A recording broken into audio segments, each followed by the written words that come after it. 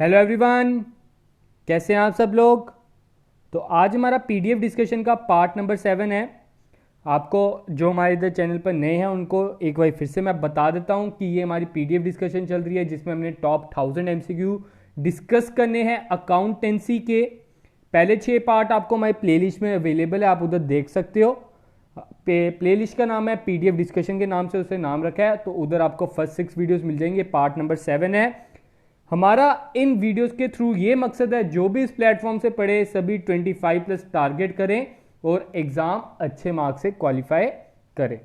तो चलो बिना टाइम वेस्ट करते आज हम पार्ट नंबर 7 स्टार्ट करते हैं और लास्ट में आप अपना स्कोर जरूर कमेंट सेक्शन में लिखना।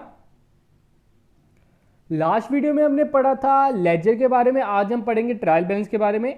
छोटा सा आपको बता देता हूं होता क्या ट्रायल बैलेंस, आप सभी को ऐसे पता होगा।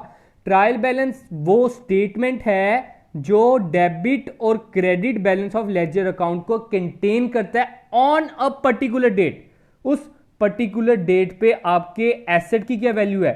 अगर मैंने पता करना है मेरी मशीन की वैल्यू क्या है 31 मार्च को, तो मैं क्या करूंगा, लेजर को बैलेंस करूंगा और जो बैलेंस अमाउंट आएगी वो मैं कहां डाल दूंगा, ट्रायल बैलेंस में।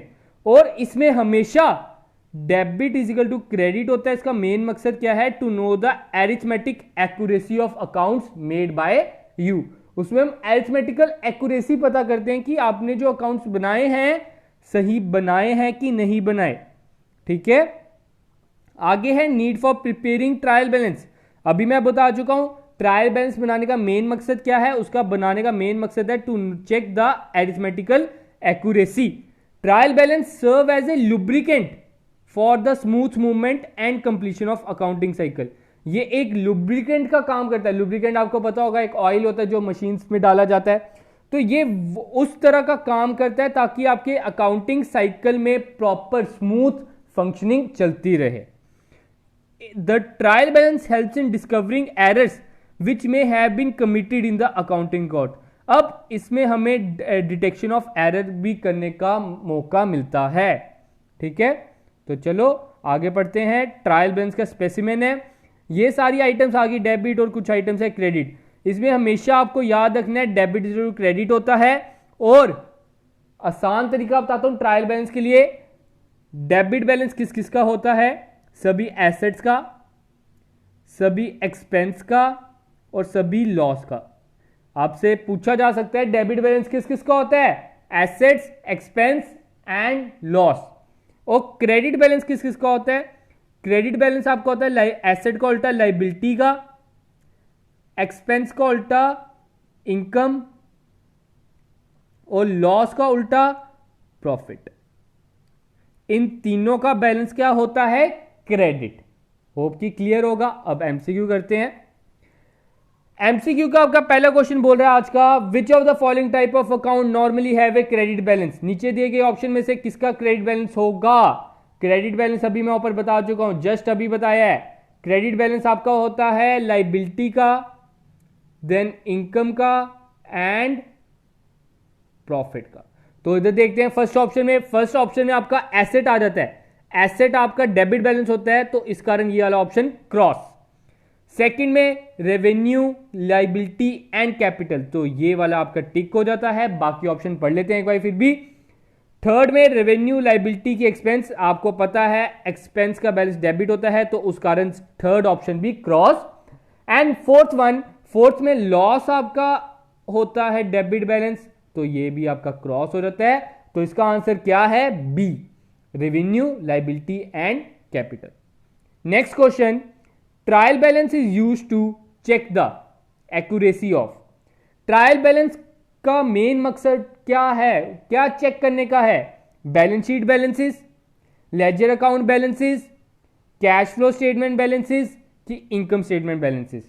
तो आप सभी को पता होगा प्रॉपर सीक्वेंस, पहले किया जाता है जनरल, जनरल के बाद लेजर, लेजर के बाद ट्रायल बैलेंस। ट्रायल बैलेंस में क्या डाला जाता है, लेजर के बैलेंस डाले जाते हैं। तो सेकंड का आंसर क्या रहेगा, लेजर अकाउंट बैलेंस। सेकंड का आंसर है B1। Third question, which of the following account with normal balance is shown at the debit side. नीचे दिए गए ऑप्शन में से आपने बताना है किसका बैलेंस डेबिट होगा। तो देख लेते हैं। पहला लिखा है creditor, creditor is your liability, तो लाइबिलिटी का बैलेंस होता है credit. Second one is your unearned income, आपने इनकम कमाई नहीं है तो उसका कोई बैलेंस ही नहीं होगा। थर्ड है rent income account, rent income account, rent income क्या हुआ, इनकम है इधर, इनकम का बैलेंस भी क्रेडिट होता है, ठीक है। इसका डी ऑप्शन आता है furniture account, furniture is your asset, asset का बैलेंस डेबिट होता है, तो उन्होंने डेबिट साइड ही बोला था, तो D1 is the right answer. Fourth question, in trial balance which account with normal balance is recorded at the credit side, कौन सा बैलेंस आपका क्रेडिट साइड पे लिखा जाएगा नीचे दिए गए ऑप्शन में से। तो देख लेते हैं। Bank is your asset, asset का balance debit, equipment is also asset debit, cash is also asset, तो इसका भी आंसर क्या रहेगा डेबिट। तो discount received is your income, तो इनकम का बैलेंस होता है क्रेडिट, तो D1 is the right answer. Fifth question, when debit balance is equal to credit balance then the trial balance mean, आपका debit is equal to credit आ गया है, तो ट्रायल बैलेंस का क्या मतलब है, आपसे कोई गलती नहीं हुई, लेकिन चांसेस ये भी हैं कि कुछ गलती आपसे हुई हो। हमने जब एरर के बारे में पढ़ाया था, error of commission, error of omission, आप वो वीडियो देख लीजिए, उधर से सब कुछ क्लियर हो जाएगा।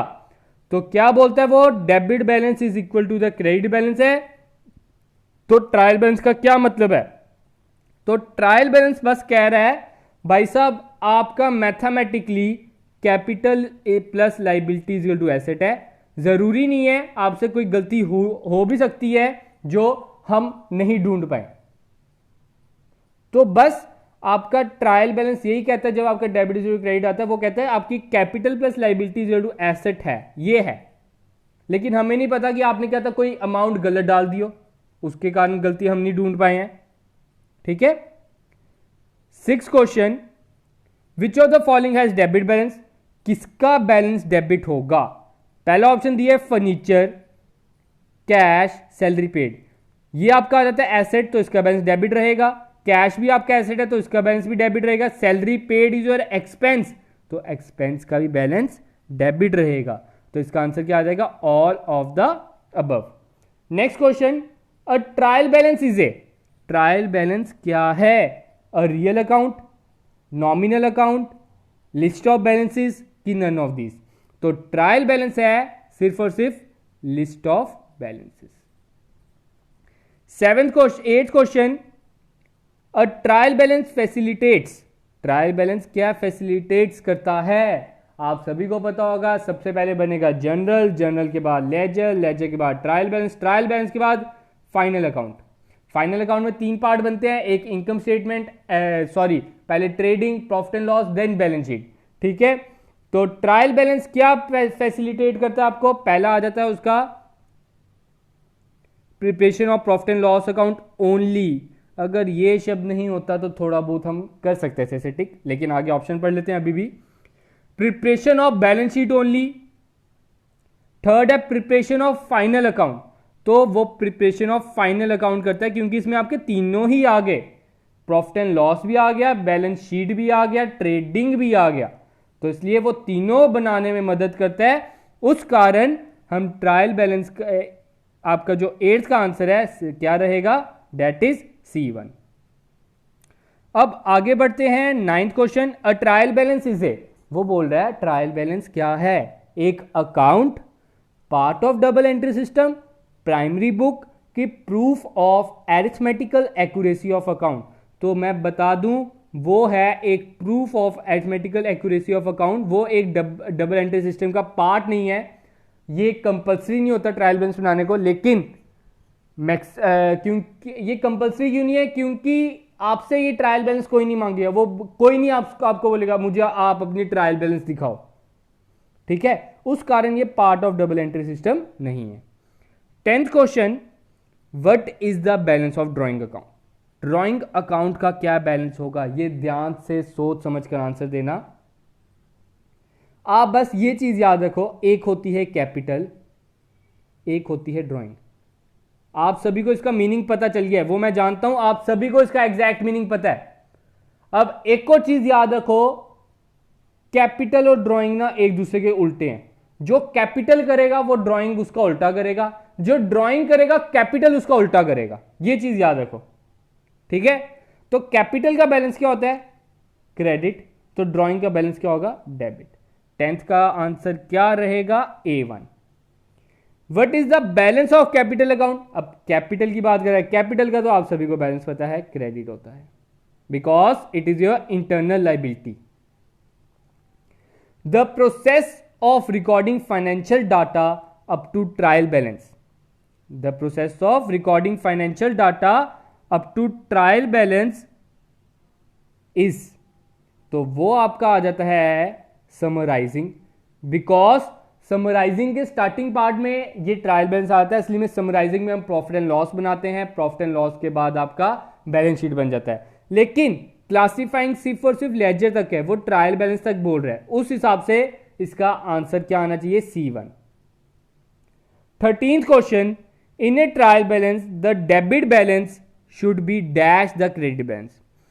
ट्रायल बैलेंस में डेबिट हमेशा क्रेडिट बैलेंस के क्या होना चाहिए? मोर, लेस, इक्वल की नन? सभी को पता है इक्वल होना चाहिए। 14th question, in A trial balance income received in advance. Income received in advance, अगर आप इनकम एडवांस में रिसीव कर लोगे तो उसका बैलेंस क्या होगा? अगर आप इनकम एडवांस में रिसीव कर लोगे, मेरे पास समझ लो ट्यूशन फी आ गई एडवांस में, मैंने बच्चे की ट्यूशन फी ले ली एडवांस में, अब मेरे ऊपर टेंशन है भाई, उसको मैंने ट्यूशन पढ़ानी पड़ेगी पूरा महीना, मैंने तो पैसा ले लिया हुआ है, ठीक है। क्या है फिर मिली वो टेंशन? टेंशन का दूसरा नाम लाइबिलिटी। तो लाइबिलिटी का बैलेंस क्या होता है? क्रेडिट। तो 14 का आंसर क्या रहेगा? B1, ठीक है। आगे बढ़ते हैं। 15th क्वेश्चन बोल रहा है accrued income has dash balance. Accrued income का क्या बैलेंस होगा? तो गाइस ध्यान से समझिए, इनकम है मेरी, मुझे पैसा आना था लेकिन अभी तक नहीं आया। इसी का उल्टा एग्जांपल ले लेते हैं, इसमें था मुझे पैसा एडवांस में आ गया, इसमें पैसा क्या हुआ? मेरा महीना खत्म हो गया, मुझे बच्चे ने ट्यूशन फी नहीं दी, तो उसका बैलेंस क्या होगा? तो वो मेरे लिए टेंशन तो नहीं है, वो टेंशन नहीं है। आपने इस तरह से अकाउंट्स मेंटेन करने होते हैं, ये नहीं सोचना कि वो पैसा डूब गया। हमने हमेशा पॉजिटिविटी के साथ बिजनेस चलाना है। तो वो मेरे लिए क्या है? एसेट। मेरे पास अभी वो पैसा आना है, तो एसेट का बैलेंस क्या होता है? ए, डेबिट। 16th क्वेश्चन में बोल रहा है विच of the following represent correct sequence of accounting cycle. Sorry 17 पढ़ लिया मैंने, 16th। Which of the following is not an account. नीचे दिए गए ऑप्शन में से कौन सा अकाउंट नहीं है? तो जो हम चैप्टर पढ़ रहे हैं वो अकाउंट नहीं है, बाकी सब ट्रेडिंग अकाउंट होता है, सेल्स अकाउंट होता है, प्रॉफिट एंड लॉस अकाउंट होता है। तो इसका आंसर क्या रहेगा? D1। 17th question, which of the following represents correct sequence of accounting equation. नीचे दिए गए ऑप्शन में से करेक्ट सीक्वेंस कौन सा है अकाउंटिंग इक्वेशन का? तो इसमें रहेगा ट्रांसैक्शन की पहले हम एनालाइज करेंगे, उसके बाद उसकी जर्नल करेंगे, जर्नल के बाद लेजर बनाएंगे और लेजर के बाद हम उसका ट्रायल बैलेंस कर देंगे और हमारा अकाउंटिंग साइकिल खत्म हो गया। उसके बाद हमारा स्टार्ट हो जाएगा फाइनेंशियल स्टेटमेंट, ठीक है। 18th question, two methods of preparing trial balance. दो मेथड ट्रायल बैलेंस के बनाने के कौन से मेथड हैं? आप सभी को मैंने कराया था। One method is balance method and another one is total method. तो D1 is the right answer. 19 question, which of the following error in the general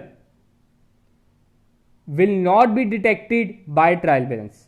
कौन सा एरर ट्रायल बैलेंस डिटेक्ट नहीं कर पाएगा? पहला बोल रहा है debit part is over valued but credit part is correctly recorded. ये क्या बोल रहा है? कौन सी गलती वो नहीं ढूंढ पाएगा, ठीक है। वो बोल रहा है debit part is over valued. समझ लो डेबिट पार्ट मैंने लिख दिया 110 और क्रेडिट पार्ट को सही लिखा, सही हम ले लेते हैं 100। तो ये जो गलती है ये ट्रायल बैलेंस ढूंढ लेगा, क्योंकि इसमें आपका debit is equal to credit नहीं है। ठीक है, अगला है debit part is correctly recorded but credit part is overvalued. अब वो कह रहा है डेबिट पार्ट को आपने करेक्ट रिकॉर्ड किया, मतलब 100 से ही किया, लेकिन जो क्रेडिट पार्ट है उसे ज्यादा लिख दिया है, समझ लो 110 लिख दिया है, तो ये भी गलती ढूंढ लेगा क्योंकि क्रेडिट साइड आप बड़ी लिख रहे हो। थर्ड है both debit and credit parts are overvalued by the same amount. जो आपसे गलती हो गई है, लेकिन वो जो गलती है आपने दोनों साइड लिख कर दी है, मतलब डेबिट साइड भी क्रेडिट साइड भी। आपने डेबिट और क्रेडिट करना था 100, लेकिन आप कर चुके हो दोनों साइड 110, जिसमें आपका डेबिट और क्रेडिट हमेशा बराबर होगा, वो गलती ट्रायल बैलेंस नहीं ढूंढ पाता। तो C1 is the right answer. ये जो गलती है ये हमारा ट्रायल बैलेंस जनाब नहीं ढूंढ पाएंगे। 20th, which of the following will be placed in the credit column of the trial balance. कौन सा ट्रायल बैलेंस के क्रेडिट साइड आएगा? तो इसमें आंसर क्या आ जाएगा? परचेज इज योर डेबिट, तो purchase return is your credit. तो क्रेडिट बोल रहा है तो हम इसमें डी आंसर कर देंगे। परचेज का उल्टा परचेज रिटर्न, सेल्स का उल्टा sales return. Trial balance is a statement account ledger की जनरल। तो ट्रायल बैलेंस आपका क्या है? It is just a statement, not a account, not a ledger, not a journal. 22 question, after the preparation of ledger the next step is the preparation of ledger. जब आपने बना लिया, अगला step क्या होगा? स्टेप होगा हमारा trial balance banana. 23 question, the trial balance contain the balances of. Trial balance में कौन से बैलेंस डाले जाते हैं? बोल रहा है सिर्फ और सिर्फ पर्सनल अकाउंट, सिर्फ और सिर्फ रियल अकाउंट, सिर्फ और सिर्फ नॉमिनल अकाउंट की ऑल अकाउंट्स। तो इसका आंसर आ जाता है ऑल अकाउंट्स। देखो रेंट है, रेंट भी हम ट्रायल बैलेंस में डालते हैं, ये क्या आ गया? Nominal account. शाम है, शाम भी आपका उसमें आता है ट्रायल बैलेंस में, तो ये कौन सा अकाउंट आ गया? Personal account. फर्नीचर है, फर्नीचर भी आपका कौन सा आ गया? Real account. ये तीनों ही अकाउंट हमारे ट्रायल बैलेंस में आते हैं, ऐसा कोई अकाउंट नहीं है जो ट्रायल बैलेंस में नहीं आएगा। 24th question, trial balance can be prepared under balance method only when. Balance method बोल रहा है, मैंने आपको बता चुका हूं ये। All the entries are made in journal, all the subsidiary books are maintained, all the ledgers account have been balanced, कि all the balances have been transferred to financial account. तो बैलेंस मेथड आप तभी use कर सकते हो जब सभी के सभी लेजर अकाउंट बैलेंस किए जाएंगे। 25th, agreement of trial balance is affected by. Trial balance किससे इफेक्ट होगा? सिर्फ और सिर्फ वन साइडेड एरर से, कि सिर्फ और सिर्फ टू साइडेड एरर से, कि बोथ ए एंड बी, की नन ऑफ दीज। तो 25 का आंसर आता है सिर्फ और सिर्फ वो वन साइडेड एरर। एक जगह जब एरर होगा तो वो उसी से इफेक्टेड होगा। ठीक है। 26, a trader has prepared the trial balance and total doesn't tie, what approach the trader should follow? Which approach? तो ट्रेडर से हो गई है ट्रायल बैलेंस में कुछ गलती, तो उसमें आ गई है कुछ मिस्टेक, गलती से मिस्टेक। तो which approach the trader should follow? तो उसने कौन सा अप्रोच फॉलो करना है? पहले बोल रहे हैं he should recheck the ledger account. हाँ भाई, पहले तो वो काम क्या करेगा? अपनी गलती ढूंढेगा कि मैंने गलती की कहां है। तो ये ठीक है अभी तक। आगे बोल रहे हैं should recheck the total of trial balance. उसके बाद वो देखेगा कहीं मैंने ट्रायल बैलेंस में ही तो कैलकुलेटर में गलत अमाउंट नहीं डाल दी, ये भी करेगा। थर्ड बोल रहा है he should open the suspense account. उसके बाद भी अगर उसको आंसर नहीं मिले तो वो क्या करेगा? वो वाली जो अमाउंट है सस्पेंस अकाउंट में डाल देगा। तो इसका आंसर क्या रहेगा? All of the above. 27th, while preparing the trial balance, the accountant find that the total of credit column is short by 200. Total of credit column is short by 200. This difference will be, ये जो difference है ये क्या होगा?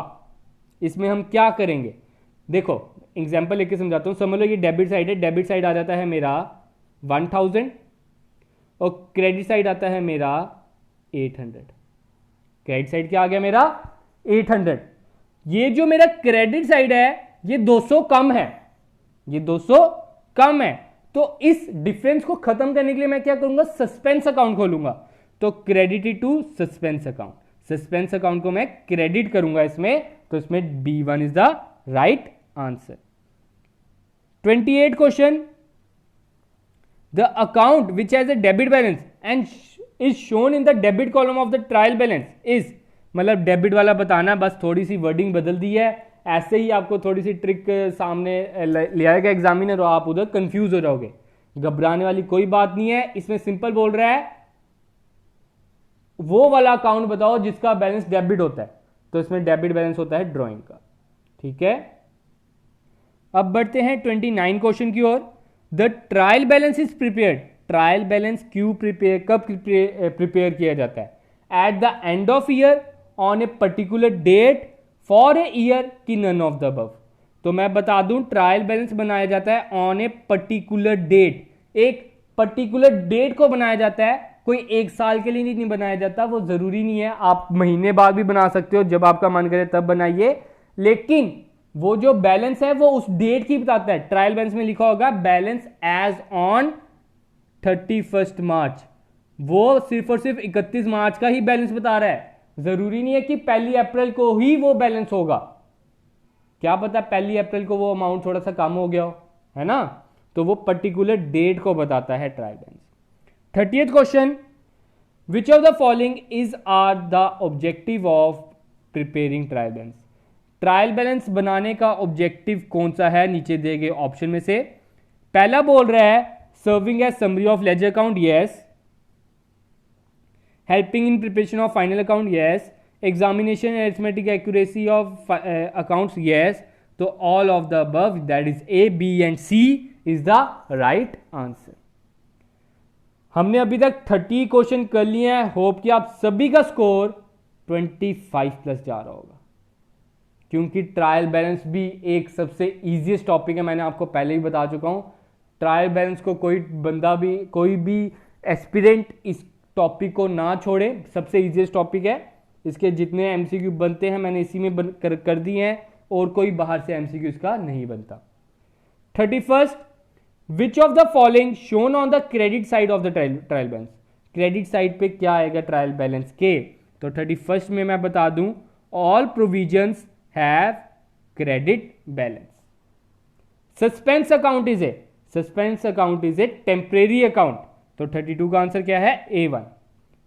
33, विच of the following will cause a difference on A trial balance, थोड़ा सा twisty question आया, trial balance में कौन सा नीचे दिए गए ऑप्शन में से ट्विस्ट मतलब डिफरेंस लाएगा, क्या है, पहला ऑप्शन हम पढ़ लेते हैं, वो बोल रहा है an invoice omitted from the sales day book, एक इनवॉइस है वो सेल्स डे बुक से ही ओमिट होगी, हम उसकी एंट्री करना ही भूल गए, ना ही हमने डेबिट कुछ किया ना ही हमने क्रेडिट कुछ किया, तो इसका इफेक्ट हमें पता ही नहीं चलेगा।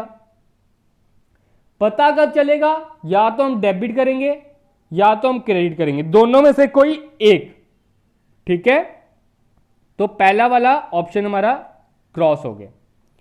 सेकंड है an invoice of 415 entered in sales day book as 451, वो कह रहा है 415 की एंट्री थी सेल्स डे बुक में, हमने 451 की डाल दी, ठीक है, तो वो भी कोई इशू नहीं है, हमने इसमें डेबिट भी 451 की है, क्रेडिट भी 451 की है, उस कारण इसमें भी हमें डिफरेंस नहीं पता चलेगा, वो डिफरेंस नहीं ला पाएगा। Third, an invoice of 600 entered in sales day book not included in the monthly total, क्या हुआ सेल्स डे बुक में हमने 600 रुपए का इनवॉइस डाल दिया, लेकिन मंथली के टोटल जो होता है मंथ का टोटल उसमें हम ऐड करना भूल गए, तो उस टाइम पे ये एंट्री हमें एक डिफरेंस शो करेगी। क्यों, क्योंकि जो इसका सब्सिक्वेंट दूसरा अकाउंट होगा, समझ लो हमने क्रेडिट पे किया या कैश पे किया, जो जिस मर्जी पे किया हो, वो तो हमने डेबिट किया होगा ना, सिर्फ हमने सेल्स को नहीं किया क्रेडिट, उस कारण आपका जो C1 है इसका राइट आंसर रहेगा। 34 question, a trial balance is A dash evidence of arithmetical accuracy of accounts. तो इसका आंसर आ जाता है प्राइम फेशिया। तो जो तो लॉ के स्टूडेंट है वो इस वर्ड को जानते हैं। इसका मीनिंग क्या होता है? It is based on the first impression, मतलब पहली इंप्रेशन पे बेस किया जाता है। अगर तो ठीक आ गया समझ लो हमारे अकाउंट्स ठीक हैं, जितनी देर उसको गलत नहीं प्रूव किया गया तब तक हमारे अकाउंट्स उसमें ठीक है। तो ट्रायल बैलेंस भी वही है, जितनी देर हमने उसमें कोई गलती ढूंढी नहीं तब तक हमारा ट्रायल बैलेंस हमारा पहली इंप्रेशन की तौर पे हमारे सामने आता है। अब अगला क्वेश्चन है, अ trial balance will not balance. Trial balance balance नहीं होगा कब? A correct entry is posted twice. जब आप एक करेक्ट एंट्री को दो बारी एंट्री कर दोगे, समझ लो कैश टू सेल करनी थी तो दो बारी आपने एंट्री कर दी, तो इससे कोई इफेक्ट होगा? नहीं होगा, क्योंकि डेबिट और क्रेडिट तो दोनों में सेम ही रहे ना, उसमें थोड़ी एक फर्क आया। नेक्स्ट है, ₹5,000 receive from Harish is posted in the credit side of Hari. देखो इसमें क्या आ गया, आपने कैश रिसीव किया, एंट्री क्या होगी? Cash to Harish. ठीक है, हरीश को हमने क्रेडिट ही करना था, लेकिन इसमें क्या हुआ, हमने हरीश की जगह हरी को कर दिया। तो इससे क्या इफेक्ट होगा? इससे भी कोई इफेक्ट नहीं होगा, बस नाम ही तो बदला है, लेकिन जिसको हमने क्रेडिट करना था जिस अमाउंट से, वो गलती से दूसरी क्रेडिट कर दिया और कुछ नहीं है। डेबिट तो कैश हुआ ही है साथ। ठीक है, अगर बाय चांस वो बोलते हैं हमने डेबिट कर दिया हरी को, तो उधर से इफेक्ट आता, क्योंकि उधर क्या होता है, हमारे डेबिट जो है दो हो जाते और क्रेडिट कुछ भी नहीं होता, तो उस कारण वो इफेक्ट शो होता। नेक्स्ट है, sales on credit basis is credit to sales account and debited in cash account. Sales on credit basis, तो जब आप सेल करोगे क्रेडिट बेसिस पे तो एंट्री क्या होगी? आपकी एंट्री हो जाएगी debtor account debit to sales. तो वो बोल रहा है इसमें हमने क्या किया, क्रेडिट कर दिया सेल को, हाँ भाई हमने क्रेडिट ही करना था असली में, और डेबिट कर दिया कैश को। डेबिट हमने असली में करना था, डेटर को हम कर चुके हैं कैश को, तो कोई इफेक्ट होगा? नहीं होगा, बस नाम ही तो बदला है, डेटर से हमने कैश कर दिया और क्या किया। फोर्थ है, goods of 2500 return to Ram and is added to purchases. वो बोल रहा है आपने 2500 का सामान रिटर्न कर दिया राम को, लेकिन हमने उसे परचेज में ऐड कर दिया है। हमने असली में परचेज रिटर्न किया, लेकिन हम परचेज में ऐड कर दिया। दोनों का इफेक्ट तो उल्टा होता है, परचेज रिटर्न आपका क्रेडिट होता है, परचेज आपका डेबिट होता है, तो उस कारण इसका इफेक्ट शो होगा। तो D1 is the right answer. Next question, a new machine was purchase for ₹1 lakh but the amount was wrongly posted in furniture account 10,000। ठीक है, and cash receive from debtors 11,1200 was omitted to be posted to ledger. The difference in trial balance due to such error will be. तो वो कहना क्या चाहते हैं, वो कह रहे हैं कि हमने एक मशीन खरीदी थी 1 लाख की, लेकिन हमने गलती से फर्नीचर अकाउंट में, सिर्फ और सिर्फ फर्नीचर अकाउंट में 10,000 किया।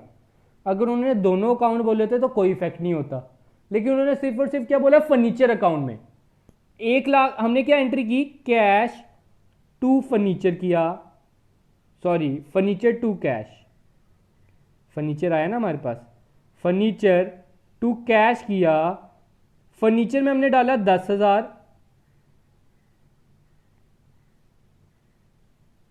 ठीक है, और कैश में हमने डाला 1 लाख। उस कारण क्या हुआ, इफेक्ट हुआ। देखो क्रेडिट इसमें हम ज्यादा कर रहे हैं, डेबिट हम कम कर रहे हैं, तो कितने का डिफरेंस आ गया, 90,000 का, 90,000 का डिफरेंस आ गया। आगे बोल रहा है cash receive from debtors 11,200 was omitted to be posted to ledger. आपने कैश रिसीव किया डेटर से 11,200 का, लेकिन हम उसे भूल गए उसकी पोस्ट करना उसे लेजर में। तो हम उसे लेजर में पोस्ट करना भूल गए हैं, मतलब उन्होंने ये तो नहीं बोला कि आपने उसे कैश में नहीं पोस्ट किया या आपने उसे डेटर के अकाउंट में पोस्ट नहीं किया, हमने उसमें दोनों अकाउंट्स में ही नहीं पोस्ट किया, तो इसका कोई इफेक्ट नहीं होगा। हमने बस और बस उसकी जर्नल एंट्री की है, जर्नल एंट्री की है, लेकिन उसका कोई उस पर इफेक्ट नहीं आया। तो इसका आंसर क्या रहेगा, 90,000 सिर्फ इसका, क्योंकि बोथ साइड एरर है ये। ठीक है, तो इसका आंसर करेक्ट कर लें, जिनके पास ये पीडीएफ है। 36 का आंसर आपको बी दिया तो A1 कर लें। 37th, goods worth 750 were purchased from S and Company, but while posting wrong debit was given to R and Company. The total of credit side of the trial balance was 43750. Assuming that this is the only error, the total of debit side of the trial balance was, जो trial debit side का total था वो क्या होगा।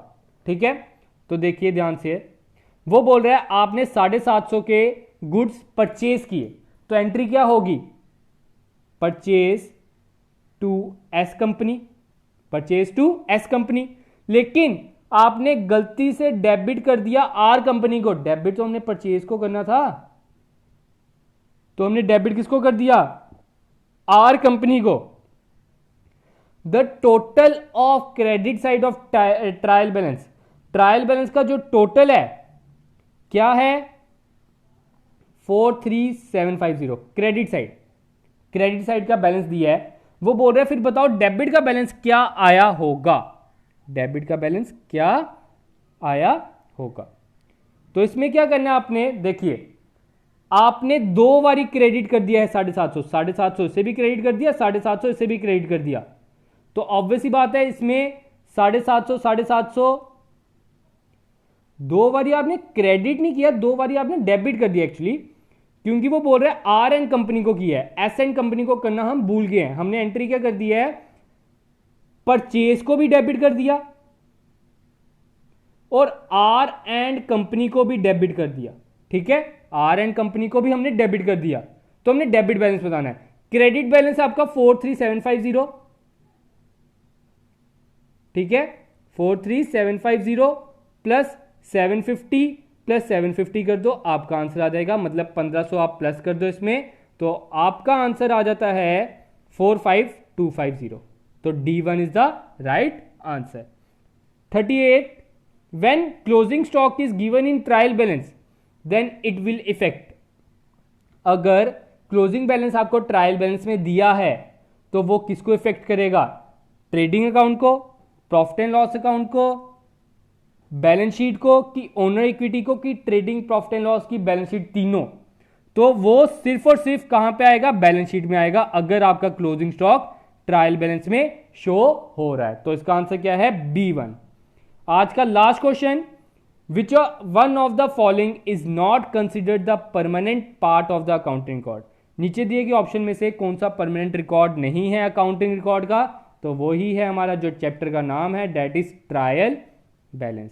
तो आज के लिए हमारे इतने ही क्वेश्चन थे। होप सब आप सभी का स्कोर 32 प्लस गया होगा, तभी आपकी प्रिपरेशन अच्छी चल रही है, वरना अगर आपकी 32 के नीचे जा रहा है स्कोर अभी भी, तो मैं कहूँगा please guys do more and more hard work. अभी आपको और हार्ड वर्क की ज़रूरत है, आहिस्ता आहिस्ता करते हम आपको आगे भी MCQs में ले जाएंगे, और होप आप सब इस टॉपिक्स को एंजॉय कर रहे होंगे, इस लेक्चर्स को एंजॉय कर रहे होंगे।